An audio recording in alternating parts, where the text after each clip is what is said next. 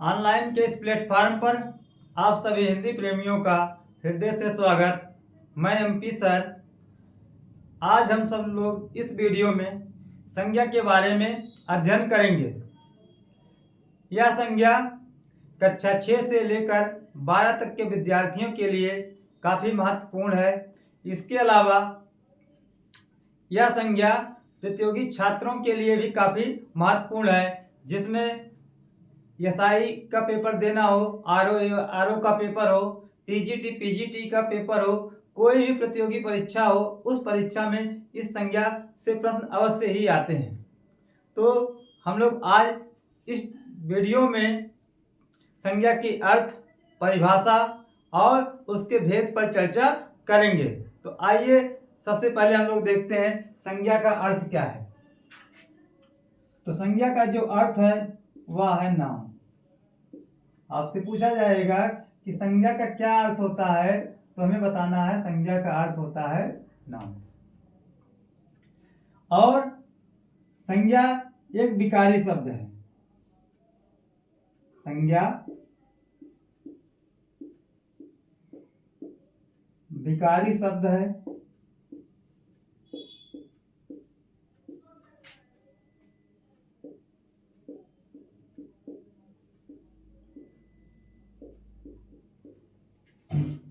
संज्ञा का अर्थ हुआ नाम। और संज्ञा कैसा शब्द है, तो संज्ञा एक विकारी शब्द है। विकारी शब्द किसे कहते हैं, तो विकारी शब्द उन शब्दों को कहा जाता है जिन शब्दों पर लिंग, वचन, कारक, पुरुष इत्यादि का प्रभाव पड़ता है। कि कहने का तात्पर्य हुआ कि संज्ञा जो है लिंग के अनुसार बदल जाती है, वचन के अनुसार बदलती है, पुरुष के अनुसार बदलता है, और ऐसे भी कुछ कारक हैं जिसके अनुसार संज्ञा बदल जाती है। इसीलिए संज्ञा को विकारी शब्द कहा जाता है। अब हम लोग देखते हैं संज्ञा की परिभाषा क्या है। संज्ञा का अर्थ हो गया, संज्ञा कैसा शब्द है, तो संज्ञा एक विकारी शब्द है। परिभाषा की बात की जाए कि संज्ञा की परिभाषा क्या होगी, तो परिभाषा कि संज्ञा उस विकारी शब्द को कहते हैं, संज्ञा उस विकारी शब्द को कहते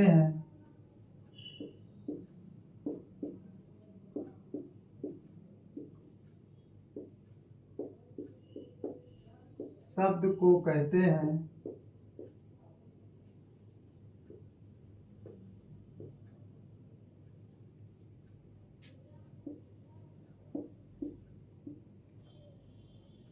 जिससे किसी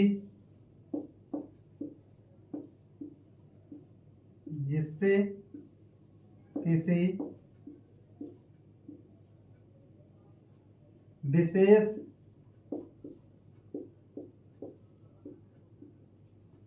व्यक्ति, वस्तु, भाव या जीव के नाम का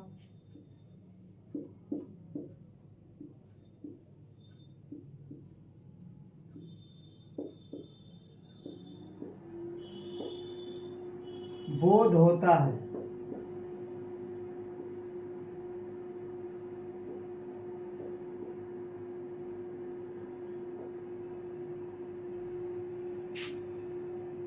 आपसे जब भी पूछा जाए कि संज्ञा किसे कहते हैं, तो आपको बताना है संज्ञा एक विकारी शब्द है जिससे किसी व्यक्ति, वस्तु, स्थान, भाव आदि के नाम को कहा जाता है या उससे उसका बोध होता है।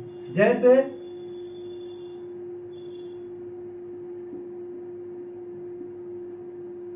राम, मोहन, किताब,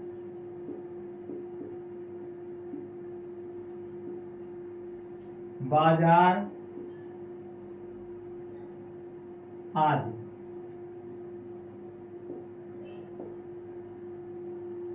राम संज्ञा है, मोहन संज्ञा है, किताब संज्ञा है, बाजार भी संज्ञा है, तो इस प्रकार क्या है कि संज्ञा जो भी हमको दिखाई दे इस ब्रह्मांड में या इस संसार में, जो वस्तुएं आपको दिखाई देती हैं वह सभी संज्ञा है।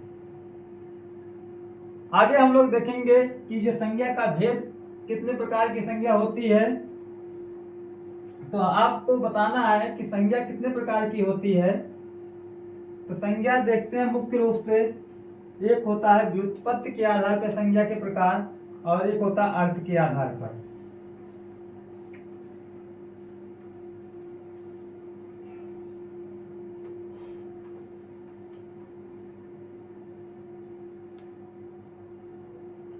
संज्ञा के भेद,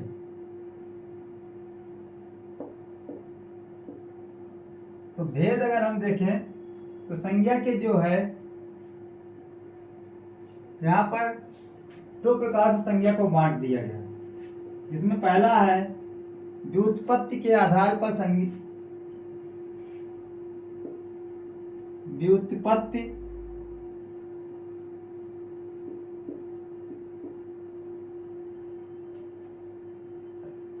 के विचार से,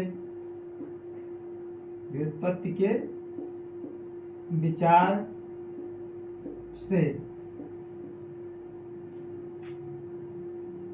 संज्ञा के तीन भेद होते हैं। संज्ञा के तीन भेद,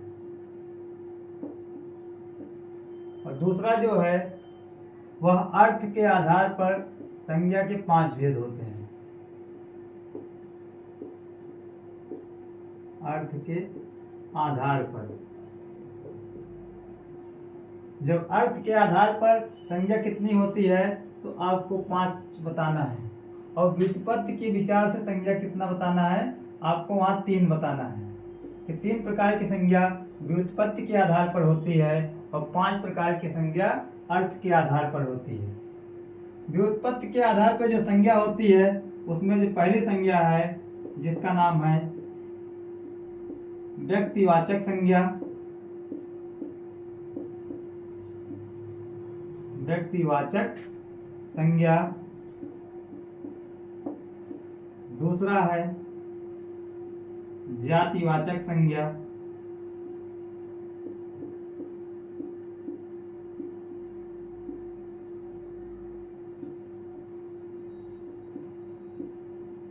और जो तीसरा है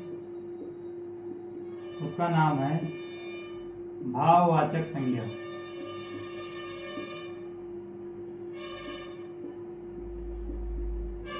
आपसे जब पूछा जाए प्रश्न कि व्युत्पत्ति के आधार पर संज्ञा कितने प्रकार की होती है तो आपको बताना है व्युत्पत्ति के आधार पर संज्ञा के 3 भेद होते हैं, जिसमें व्यक्तिवाचक संज्ञा, जातिवाचक संज्ञा और भाववाचक संज्ञा। अर्थ के आधार पर संज्ञा कितने प्रकार की होती है, 5 प्रकार की होती है। तो जिसमें आपको क्या क्या बताना है, इसमें व्यक्तिवाचक संज्ञा,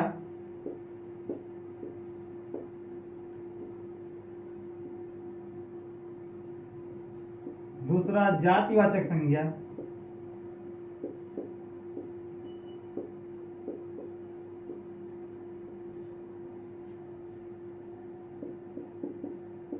तीसरा भाववाचक,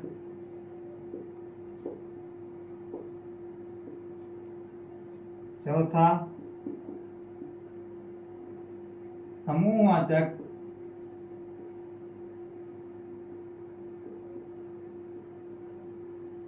और 5वां जो है वह द्रव्यवाचक संज्ञा।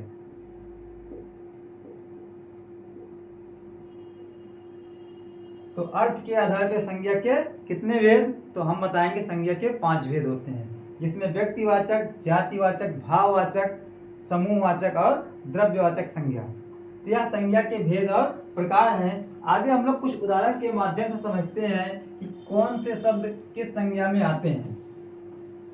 जैसे आपसे पूछा जाएगा लड़का किस प्रकार की संज्ञा है, पहाड़ किस प्रकार की संज्ञा है, या जो है गुच्छा किस प्रकार की संज्ञा है, तो उसको हम लोग देखते हैं। जो संज्ञा के भेद हमने देखा, तो अब कुछ शब्दों के माध्यम से देखेंगे कि संज्ञा कैसे हम पहचानें कि यह संज्ञा जातिवाचक है या व्यक्तिवाचक है, तो उसको हम लोग देखते हैं। एक तरफ हम लोग लिखते हैं व्यक्तिवाचक संज्ञा,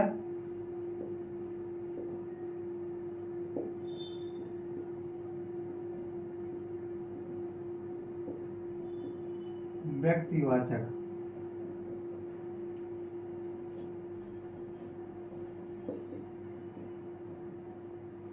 जातिवाचक,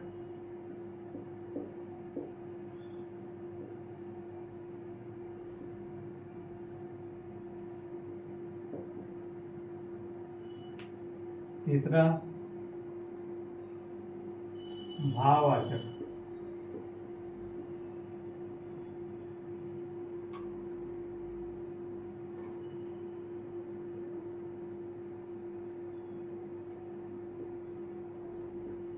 इन शब्दों को देखते हैं कि जातिवाचक संज्ञा में कौन कौन से शब्द आते हैं। बहुत बार हमको दिक्कत होती है कि हम लोग समझ नहीं पाते हैं कि जातिवाचक संज्ञा है कि भाववाचक संज्ञा है। तो आपको यह देखना है कि जब किसी नाम का बोध होगा, कोई नाम आए, तो वह संज्ञा आपकी जातिवाचक होगी। जैसे आपसे कहा गया मोहन, मोहन, पटना, हिमालय,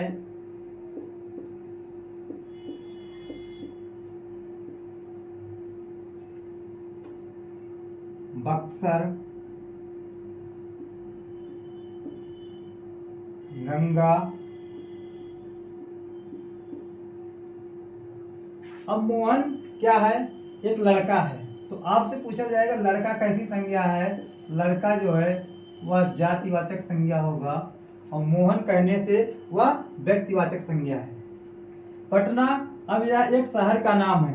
यहाँ नाम है इसलिए यह क्या है? व्यक्तिवाचक संज्ञा है। तो यहाँ अगर शहर आपसे कह दिया जाए शहर, तो शहर क्या होगा? या जातिवाचक संज्ञा होगा। या स्थान लिखा गया है तब भी क्या है? वह जातिवाचक संज्ञा है। हिमालय क्या है? पर्वत है। तो पर्वत कहने से वह व्यक्ति क्या होगा? जातिवाचक संज्ञा होगा। लेकिन यही हिमालय हम कहेंगे तो हिमालय कहने से क्या हो जाएगा? व्यक्तिवाचक संज्ञा होगा। बक्सर अभी क्या है? एक शहर का नाम है, शहर है। तो शहर कहने से क्या होगा? जातिवाचक संज्ञा। और उसी में अगर बक्सर कह दें या चौसा कहें तो क्या होगा? वह आपका जातिवाचक संज्ञा। गंगा एक नदी का नाम है। तो गंगा कहने से व्यक्तिवाचक संज्ञा का बोध होता है, लेकिन नदी कहने से जो है जातिवाचक संज्ञा का बोध होता है। दोनों में अंतर यही है। जातिवाचक, बहुत बार हमको दिक्कत होती है कि बहुत से लोग समस्या आती है कौन सी संज्ञा जातिवाचक होती है, कौन सी संज्ञा व्यक्तिवाचक होती है। तो आपको यही इतना जानना है, किसी वस्तु के नाम का बोध होता है या किसी विशेष प्रकार की वस्तु का बोध होगा तो वहां पर जो संज्ञा होगी वह व्यक्तिवाचक संज्ञा होगी। जहां भी आपको नाम दिखेगा वह संज्ञा आपकी व्यक्तिवाचक होगी। नाम के अलावा किसी जो है एक ही प्रकार की जाति का बोध होगा। अब लड़का कहने से क्या है? जितने भी संसार में लड़के हैं सबका बोध होता है। तो इस प्रकार क्या होगा? लड़का जातिवाचक संज्ञा होगी। शहर या स्थान कहने से जितने भी संसार में शहर हैं सबका बोध होगा, तो वहां पर जातिवाचक संज्ञा होगी। पर्वत कहने से जितने भी संसार में पर्वत है सबका बोध हो जाता है, इसलिए यहाँ पर भी पर्वत क्या है? जातिवाचक संज्ञा है। तो इस प्रकार जातिवाचक और व्यक्तिवाचक संज्ञा में अंतर। बाकी आपसे पूछा जाए बचपन संज्ञा कैसी है? बचपन संज्ञा आपकी भाववाचक है। बुढ़ापा संज्ञा क्या है? ये भी जातिवाचक है। कहीं मित्रता लिखा गया हो तो मित्रता भी क्या है? भाववाचक है। शत्रुता कहीं लिखा गया है, ये भी क्या है? भाववाचक संज्ञा है। इसके अलावा और भी संज्ञा है जिसमें आपसे पूछा कैसे जाएगा? बचपन संज्ञा कैसी है? आपका भाववाचक हो जाएगा। बुढ़ापा संज्ञा कैसी है? भाववाचक है। मित्रता भाववाचक, शत्रुता भाववाचक। सजावट संज्ञा कैसी है? ये भी क्या है? भाववाचक है। सजावट, लिखावट, जहां कहीं भी प्रत्यय का प्रयोग किया गया हो किसी संज्ञा में तो वहां पर वह संज्ञा क्या होगा? भाववाचक संज्ञा हो जाता है।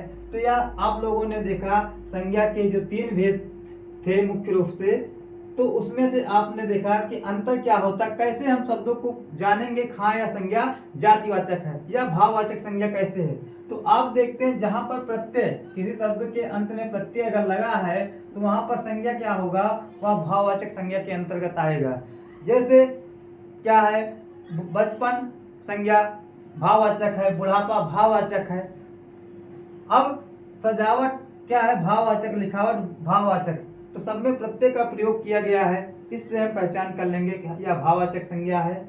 और आपसे कहीं पूछ लीजिए पहाड़ संज्ञा कैसी है, तो पहाड़ संज्ञा को आपको बताना है कि यह जो है जातिवाचक संज्ञा है। कहीं पूछा जाए वाहन कैसी संज्ञा है, तो वाहन क्या है, ये भी जातिवाचक संज्ञा है। कहीं लिखा हो शिक्षक लिखा हो, आपसे पूछा जाए शिक्षक संज्ञा कैसी है, तो आपको बताना है ये भी जातिवाचक संज्ञा है। तो लड़का, शिक्षक, शहर, पहाड़, वाहन, नदी, इस सब का जिससे बोध होगा वह संज्ञा क्या होगा, जातिवाचक होगा। इसके बाद हम लोग देखते हैं जो अगली संज्ञा है जिसका नाम है समूहवाचक संज्ञा। समूहवाचक संज्ञा देखेंगे और उसके बाद फिर हम देखेंगे जो अगला प्रकार उसका है जिसको बोलते हैं पदार्थवाचक संज्ञा या द्रव्यवाचक संज्ञा। तो चौथा देख लेते हैं पहले, समूहवाचक संज्ञा।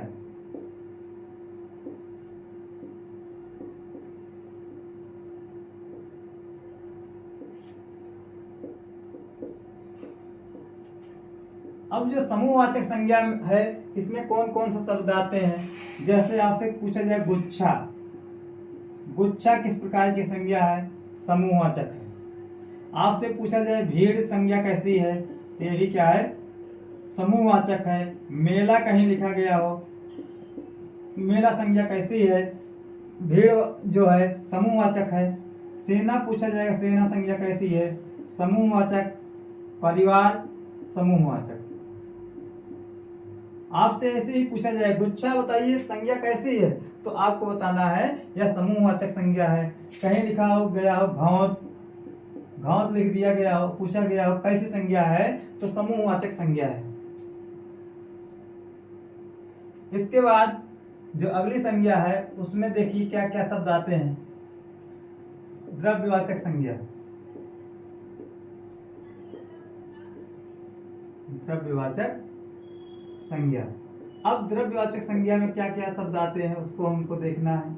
जैसे आपको कहीं कहा जाए पानी कहीं लिखा गया हो, पूछा जाए पानी कैसी संज्ञा है, तो आपको द्रव्यवाचक बताना है। कहीं तेजाब लिखा हो, तेजाब संज्ञा कैसी है, ये भी द्रव्यवाचक है।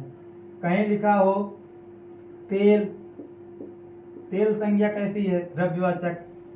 कहीं लिखा हो सोना, सोना कैसी संज्ञा, द्रव्यवाचक। चांदी कहीं लिखा हो, पूछा जाए चांदी संज्ञा, द्रव्यवाचक है।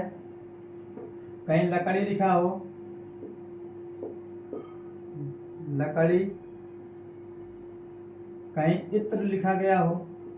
ऐसे ही आपसे पूछा जाएगा कि तेल संज्ञा कैसी है, तेजाब किस प्रकार की संज्ञा है, तो हमको बताना है कि जो तेजाब है वह द्रव्यवाचक संज्ञा है। लकड़ी संज्ञा कैसी है, द्रव्यवाचक है। इत्र कैसी संज्ञा है, द्रव्यवाचक है। चांदी, सोना संज्ञा कैसी है। आप जब क्रिया में पढ़ेंगे तो वहाँ सोना एक प्रकार की क्रिया होती है, लेकिन यहाँ पर सोना जो शब्द है, सोना एक ही शब्द है, एक आभूषण वाला। इस सोना का मतलब क्या हुआ, आभूषण। तो जो आभूषण वाला सोना है वह द्रव्यवाचक है, और जो क्रिया में सोना है वह क्रिया है। यहाँ पर इस चीज को ध्यान देना है। तो सोना अगर लिखा है तो आपको ध्यान देना है, वह क्रिया भी हो सकता है और आपका द्रव्यवाचक संज्ञा भी होगा।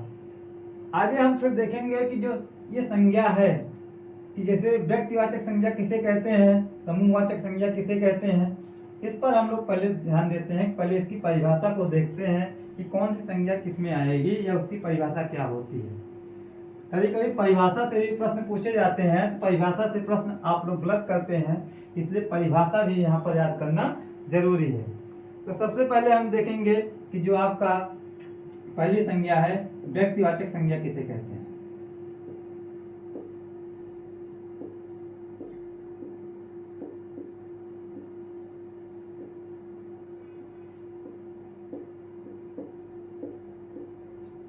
आपसे कभी पूछा जाए कि व्यक्तिवाचक संज्ञा किसे कहते हैं, तो आपका जो जवाब होना चाहिए कि जिस शब्द से किसी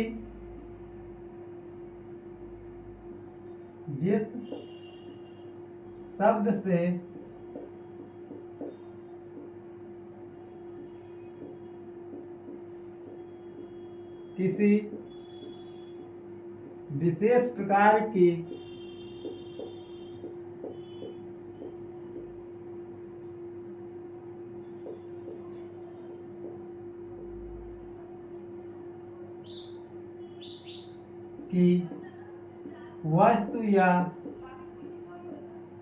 वस्तु या व्यक्ति का बोध हो।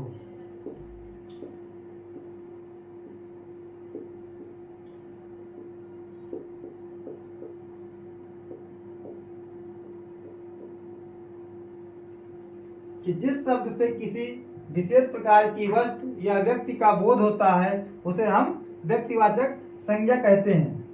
अब जो व्यक्तिवाचक संज्ञा है इसमें जैसे व्यक्तियों के नाम, आपसे पूछा जाएगा व्यक्तियों के नाम किस प्रकार की संज्ञा है। व्यक्तियों के नाम में क्या क्या आता है? व्यक्तियों के नाम, अब व्यक्तियों के नाम में जैसे राम, श्याम, मोहन, हरि आदि, यह सब व्यक्तियों के नाम हैं। इस प्रकार क्या होगा? राम कैसी संज्ञा है? व्यक्तिवाचक संज्ञा है। तो जहां कहीं व्यक्तियों का नाम दिखाई दे वहां पर व्यक्तिवाचक संज्ञा होगा। नदियों के नाम कहीं आपको दिखाई दे तो वहां पर भी क्या होगा? नदियों के नाम में भी व्यक्तिवाचक संज्ञा होगा। नदियों के नाम, नदियों के नाम में जैसे गंगा, यमुना, ब्रह्मपुत्र आदि, यह सब नदी है। और जहां पर नदियों का कहीं नाम आएगा उसमें संज्ञा व्यक्तिवाचक होगी। सागर, महासागरों के नाम,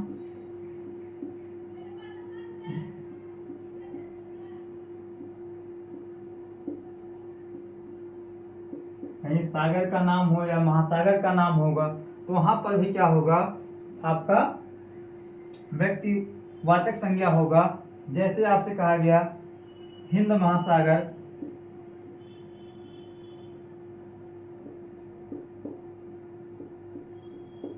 हिंद महासागर, प्रशांत महासागर,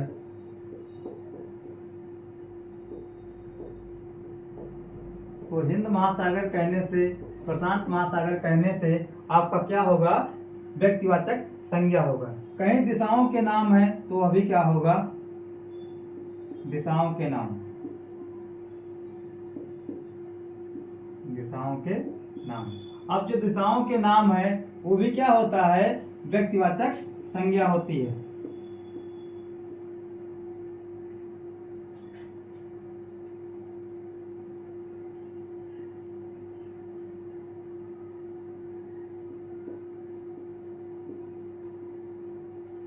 दिशाओं के नाम में से कहा गया पूर्व।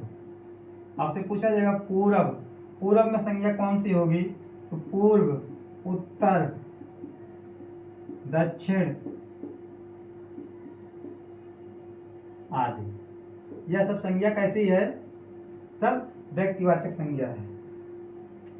आगे फिर देखते हैं और भी जो संज्ञा होती है कि किस किस चीज में जो है आपका व्यक्तिवाचक संज्ञा होता है।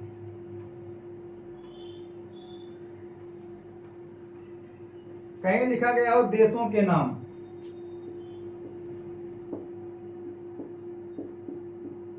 देशों के नाम। अब देशों के नाम में जैसे आपका कहा गया है Bharat, Japan, Bharat, Japan, Britain आदि। देश कहने से जातिवाचक संज्ञा होगा, लेकिन उसका नाम अगर हम कहेंगे तो वह व्यक्तिवाचक संज्ञा होता है। फिर दिनों व महीनों के नाम, दिनों महीनों के नाम,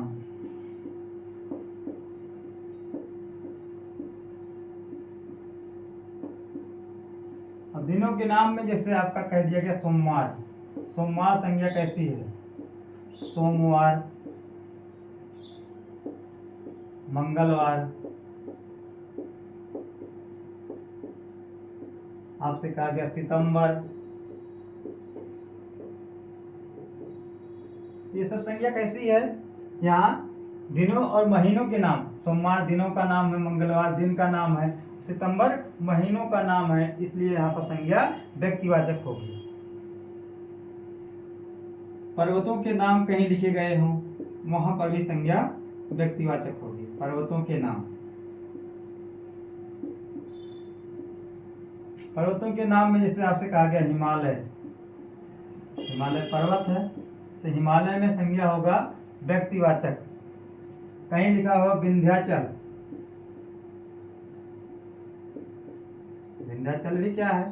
पर्वत है, तो यहाँ पर भी व्यक्तिवाचक संज्ञा है।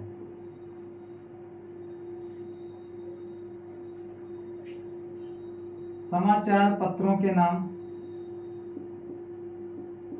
समाचार पत्रों के नाम। अब जो समाचार पत्र है, जैसे आप कहते हैं दैनिक जागरण, दैनिक जागरण, आपसे पूछा जाएगा दैनिक जागरण संज्ञा कैसी है, तो हमें बताना है व्यक्तिवाचक। अमर उजाला,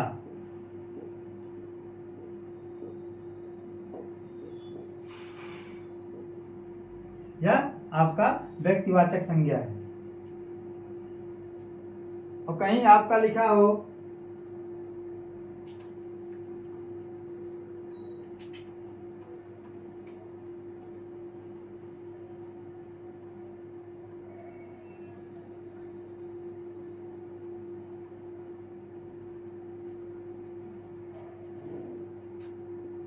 नगरों, चौकों,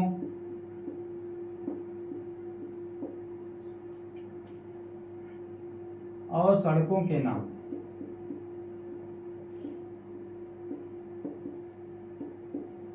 सड़कों के नाम। यहाँ पर जो शब्द आएंगे उसमें भी क्या होगा? आपका व्यक्तिवाचक संज्ञा होगा। जैसे आपसे कहा जाए वाराणसी, वाराणसी, कहा जाए गया, चांदनी चौक,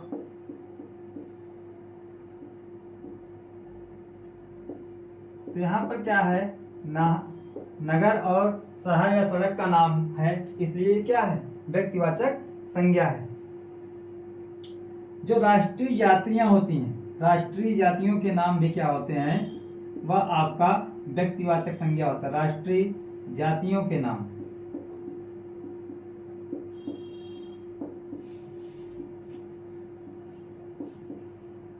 अब राष्ट्रीय जातियों में क्या क्या आता है?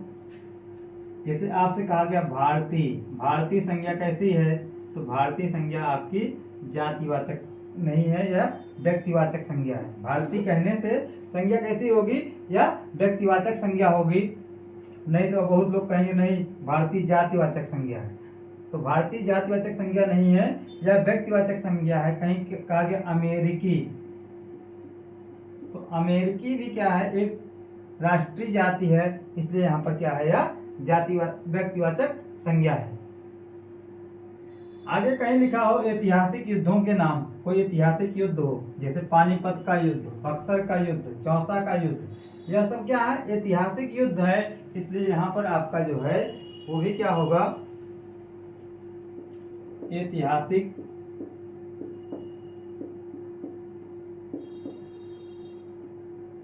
युद्धों के नाम।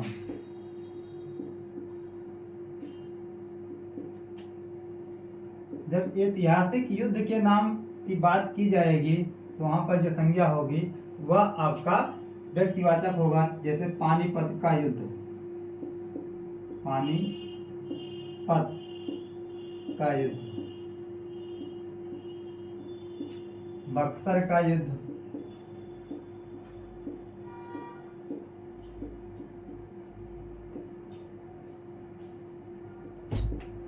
चौसा का युद्ध,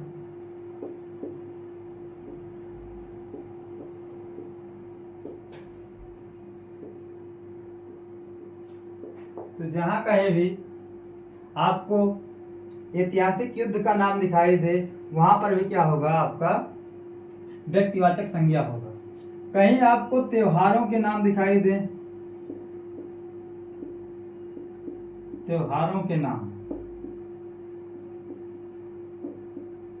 त्योहारों के नाम में इसे आपसे कहा गया होली, दशहरा, दिवाली, तो जो त्योहार है उसके भी नाम कहीं आएंगे तो आपका वह व्यक्तिवाचक संज्ञा होगा। तो इस प्रकार क्या होता है कि जो व्यक्तिवाचक संज्ञा है वह समाप्त होता है। फिर आगे हम लोग देखेंगे कि जो अगली जो संज्ञा है उसकी परिभाषा क्या है और उसके क्या क्या उदाहरण आते हैं उसमें।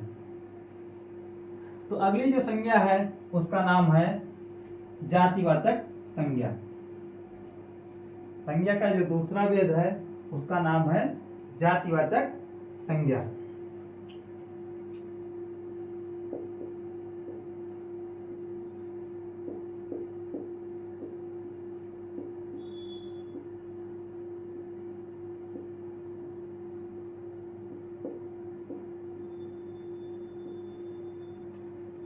अब जातिवाचक संज्ञा किसे कहते हैं, तो पहले इसकी परिभाषा हम लोग देखते हैं। तो जातिवाचक संज्ञा में आपको बताना है कि जिन संज्ञाओं से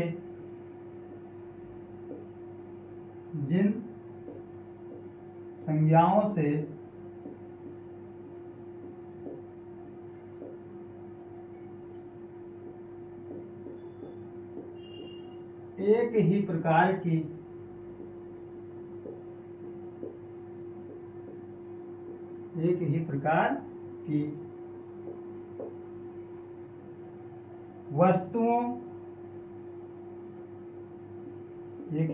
की वस्तुओं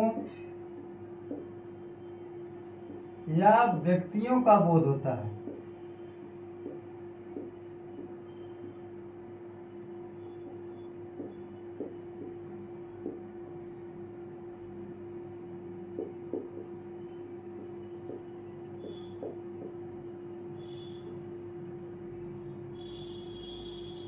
जिन संज्ञाओं से एक ही प्रकार की वस्तुओं या व्यक्तियों का बोध हो उसे या उन्हें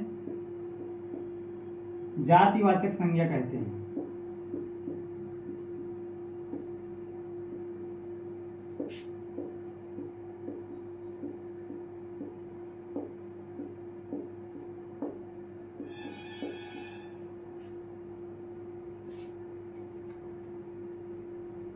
अब इसका उदाहरण देखते हैं। जैसे आपसे कहा जाए मनुष्य संज्ञा कैसी है, जैसे मनुष्य, पहाड़, नदी इत्यादि। पहाड़ कहने से, नदी कहने से, मनुष्य कहने से जिस संज्ञा का बोध होता है वह संज्ञा आपकी जातिवाचक होती है। इसमें भी कुछ चीज ऐसे हैं, जैसे और भी है इसमें। जैसे आपसे पूछा जाए वाहन, संज्ञा कैसी है, जातिवाचक है। कहीं मंत्री लिखा गया है, पूछा जाएगा मंत्री संज्ञा कैसी है, जातिवाचक। कहीं लिखा गया जुलाहा, पूछा जाएगा संज्ञा कैसी है, जातिवाचक। कहीं प्रोफेसर लिखा गया है, प्रोफेसर, तो प्रोफेसर संज्ञा जातिवाचक है। कहीं ठग लिखा गया है तो ये भी क्या है, जातिवाचक संज्ञा है।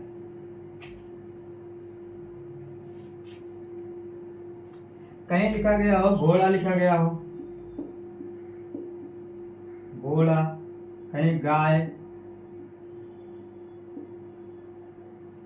कौवा, तोता, मैना। आपसे पूछा जाएगा कि मैना संज्ञा कैसी है, तो मैना कहने से क्या है कि बहुत सी एक ही प्रकार की जाति का बोध हो रहा है, इसलिए मैना में जातिवाचक संज्ञा है। गाय कहने से एक प्रकार की जाति का बोध हो रहा है, इसलिए यहाँ पर जातिवाचक संज्ञा है। कहीं लिखा गया हो तूफान, आपसे पूछा जाएगा तूफान कैसी संज्ञा है, आपको बताना जातिवाचक। कहीं लिखा गया हो बिजली, बिजली भी जातिवाचक संज्ञा है। कहीं वर्षा लिखा गया हो, तूफान, बिजली, वर्षा, भूकंप, यह सब जातिवाचक संज्ञा है। तो आपसे क्या पूछा जाएगा कि जिस संज्ञा से एक ही प्रकार की व्यक्ति या वस्तु का बोध होता है उसे कौन सी संज्ञा कहते हैं, उसे जातिवाचक संज्ञा कहा जाता है। इस संज्ञा में जैसे आपसे कहा गया पशु पक्षियों का जो नाम है वह क्या होगा, जातिवाचक संज्ञा होगा। जैसे आपसे कहा गया घोड़ा, गाय, कौवा, तोता, मैना, ये सब क्या है, जातिवाचक संज्ञा है। और कहीं पे आपका लिखा हो प्राकृतिक वस्तुओं के जो नाम है, उसमें प्राकृतिक वस्तु में जैसे तूफान क्या है, प्राकृतिक वस्तु है, यहाँ पर जातिवाचक संज्ञा है। बिजली कहने से ये भी क्या है, जातिवाचक है। वर्षा कहा गया तो ये जातिवाचक संज्ञा है। तो इस प्रकार जो है जातिवाचक संज्ञा समाप्त होती है। जो अगली संज्ञा है उसको हम लोग देखते हैं।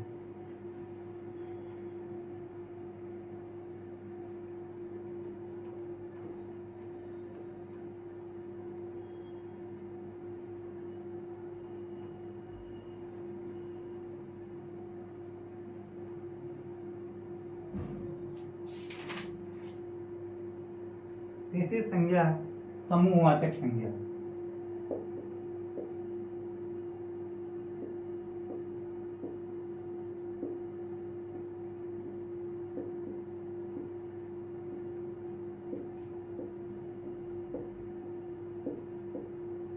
समूहवाचक संज्ञा किसे कहते हैं, तो जिस संज्ञा से वस्तु या व्यक्तियों के,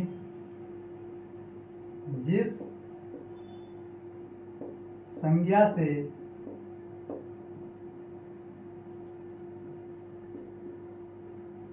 वस्तु अथवा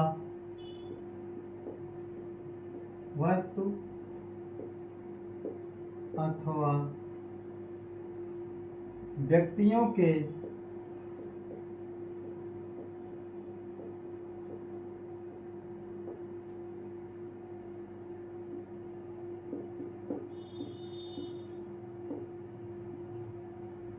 समूह का बोध हो उसे व्यक्तिवाचक संज्ञा कहते हैं। उसे व्यक्तिवाचक संज्ञा कहते हैं।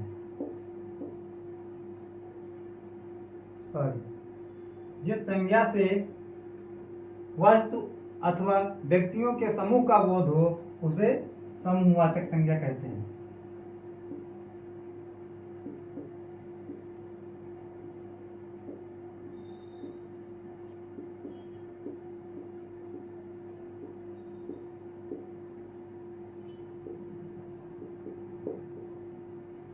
जैसे इस संज्ञा में क्या क्या आएगा, व्यक्तियों का समूह देखिए, व्यक्तियों, जहां आपको समूह या समुदाय का बोध हो तो वहां पर आपका समूहवाचक संज्ञा होगा। जैसे आपसे पूछा जाएगा सभा, सभा संज्ञा कैसी है, समूहवाचक। दल कहीं लिखा गया हो, दल संज्ञा समूहवाचक। कहीं लिखा गया हो गिरोह, तो गिरोह संज्ञा भी क्या है, समूहवाचक है।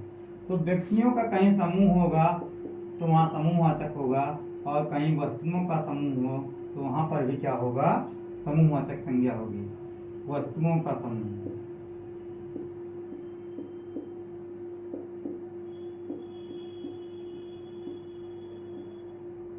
तो वस्तुओं का जो समूह है उसमें जैसे आपसे कहा गुच्छा पूछा जाएगा, गुच्छा संज्ञा कैसी है? समूहवाचक। कहीं लिखा गया हो कुंज, कुंज संज्ञा कैसे? समूहवाचक। कहीं लिखा गया मंडल, समूहवाचक। और लिखा गया हो घौंद, ये भी क्या होगा? समूहवाचक संज्ञा। तो सभा, दल, गिरोह, गुच्छा, कुंज, मंडल, घौंद, यह सब संज्ञा है समूहवाचक। अगली जो संज्ञा है उसको हम लोग देखते हैं,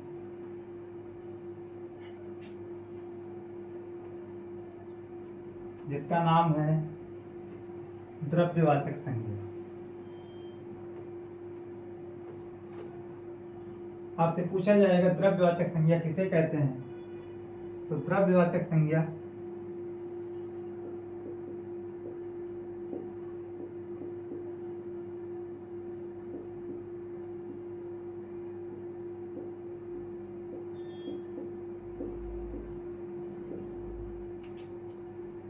तो जिस संज्ञा से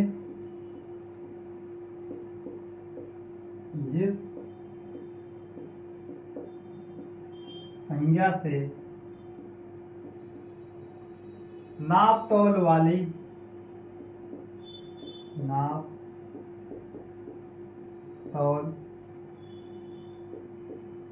वाली वस्तु का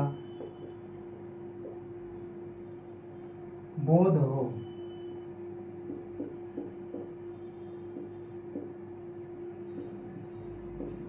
उसे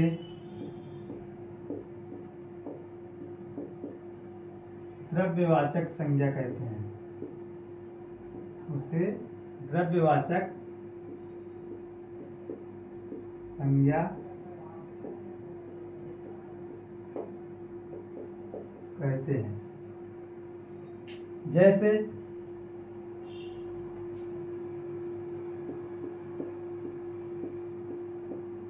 अगर लोहा, सोना, चांदी, दूध, पानी, तेजाब,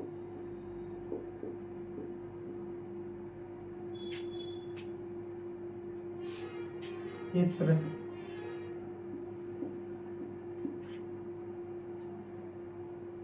तेल आदि। आपसे पूछा जाए चांदी किस प्रकार की संज्ञा है, तो आपको बताना है द्रव्यवाचक संज्ञा है। सोना कैसी संज्ञा है? द्रव्यवाचक है। दूध कैसा संज्ञा? द्रव्यवाचक। पानी कैसी संज्ञा? द्रव्यवाचक। तो इस प्रकार यह द्रव्यवाचक संज्ञा हुआ। जो अगला और अंतिम संज्ञा है जिसका नाम है भाववाचक संज्ञा, उसको हम लोग देखते हैं कि भाववाचक संज्ञा किसे कहते हैं और यह संज्ञा बनती कैसे है। तो भाववाचक संज्ञा, पहले देखिए परिभाषा इसकी। भाववाचक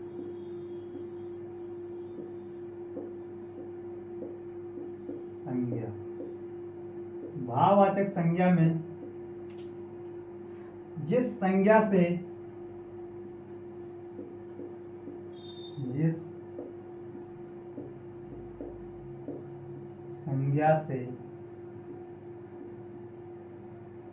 व्यक्ति या वस्तु के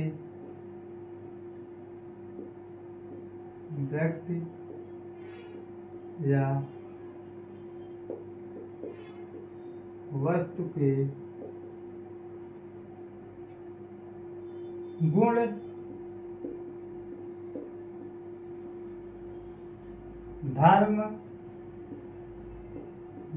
धर्म, दशा अथवा व्यापार का बोध हो।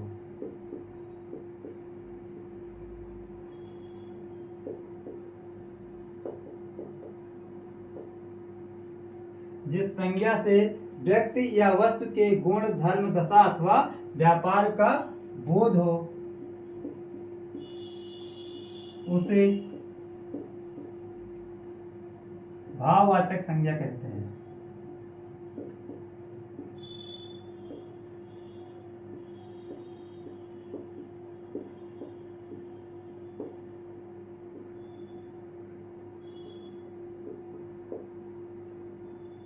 जैसे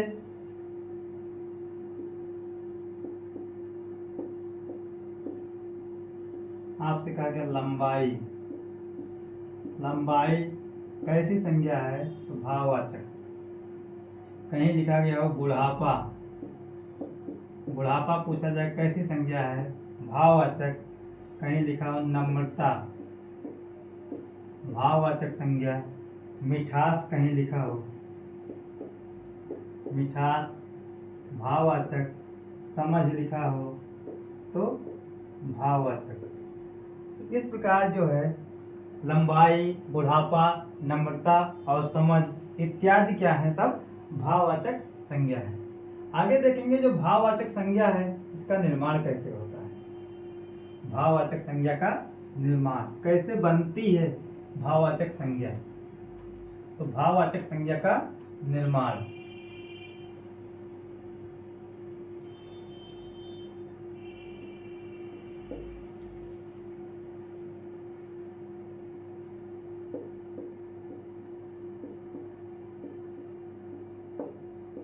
तो जो भाववाचक संज्ञा है इसका निर्माण जातिवाचक संज्ञा से होता है, विशेषण से होता है, क्रिया से होता है और सर्वनाम से होता है। तो सबसे पहले इसमें है जातिवाचक संज्ञा से। जातिवाचक संज्ञा से भाववाचक संज्ञा कैसे बनाते हैं? तो इधर सबसे पहले लिखते हैं जातिवाचक और उसके बाद उससे भाववाचक क्या बनेगा। इसे लिखा गया बूढ़ा। तो बूढ़ा जो है यह जातिवाचक है, इससे जो बनेगा भाववाचक वह बनेगा बुढ़ापा। आप बूढ़ा जातिवाचक और जो बुढ़ापा है वह क्या होगा? भाववाचक। कहीं लिखा गया लड़का। लड़का संज्ञा कैसी है? जातिवाचक, इससे बनेगा लड़कपन। लड़कपन। कहीं लिखा गया बच्चा।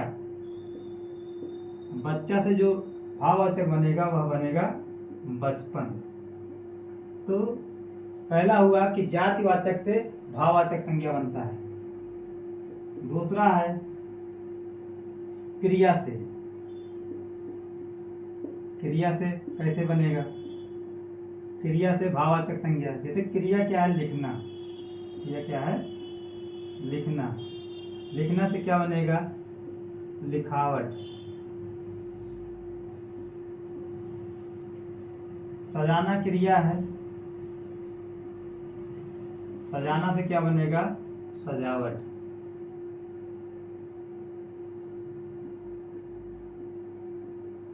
लिखना से लिखावट, सजाना से सजावट, चढ़ना से चढ़ाई। आगे फिर हम देखेंगे जो अगली भाववाचक क्रिया किससे बनती है वह है विशेषण से। विशेषण से कैसे बनेगा? विशेषण से। अब विशेषण कोई शब्द होगा उससे भाववाचक संज्ञा कैसे बनेगी? जैसे गर्म शब्द विशेषण है, गर्म से जो भाववाचक बनेगा वह बनेगा गर्मी। आपसे पूछा जाए गर्मी शब्द क्या है? संज्ञा है, सर्वनाम है, क्रिया है, विशेषण है। तो गर्मी जो है यह विशेषण है और गर्म जो है, गर्मी भाववाचक संज्ञा और गर्म क्या है? विशेषण है। कहीं लिखा गया हो सर्द। तो सर्द क्या है? या विशेषण है। सर्द से जो भाववाचक संज्ञा बनेगा वह बनेगा सर्दी। कहीं लिखा हो कठोर। तो कठोर क्या है? विशेषण है, इससे बनेगा कठोरता जो होगा भाववाचक संज्ञा। आगे क्रिया हो गया, जाति हो गया और सर्वनाम। आगे है सर्वनाम से कैसे बनाते हैं? सर्वनाम से भाववाचक संज्ञा। तो सर्वनाम से जैसे कहा गया अपना सर्वनाम है, अपना से क्या बनता है? अपनापन।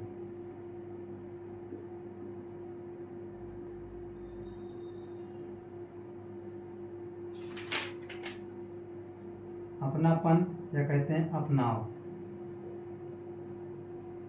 कहीं लिखा हो मम मम सर्वनाम है, मम से बनता है ममता। ममता क्या होगा? भाववाचक संज्ञा होगा, या ममत्व लिखा है तब भी भाववाचक संज्ञा है। कहीं निज लिखा है, निज भी क्या होता है? सर्वनाम होता है निज। निज से क्या बनता है? निजत्व। तो यह जो है भाववाचक संज्ञा का जो निर्माण होता है, जातिवाचक संज्ञा से भाववाचक संज्ञा बनती है, क्रिया से बनता है, विशेषण से बनता है, सर्वनाम से बनता है। इसके अलावा भी एक शब्द होता है अव्यय, जिससे भाववाचक संज्ञा का निर्माण होता है। तो अव्यय का मतलब जिसको अविकारी शब्द कहते हैं, अव्यय को अविकारी भी कहा जाता है। तो इन शब्दों पर लिंग वचन पुरुष का कोई प्रभाव नहीं पड़ता है, उन्हें अव्यय कहा जाता है। जो अंतिम है उसका नाम है अव्यय से। तो अव्यय से भी भाववाचक संज्ञा बनती है, अव्यय से। अब अव्यय से कैसे? जैसे दूर है अव्यय, इससे बन गया दूरी। तो दूरी आपका भाववाचक संज्ञा, और दूर क्या है? विशेषण हुआ। कहीं लिखा है समीप, समीप से क्या बनेगा? समीप। तो इस प्रकार क्या हुआ, आप लोगों ने देखा कि संज्ञा का निर्माण कैसे होता है, संज्ञा के भेद कितने हैं, और संज्ञा की परिभाषा और संज्ञा का अर्थ क्या होता है। तो इस प्रकार यह जो संज्ञा का टॉपिक है समाप्त होता है। धन्यवाद।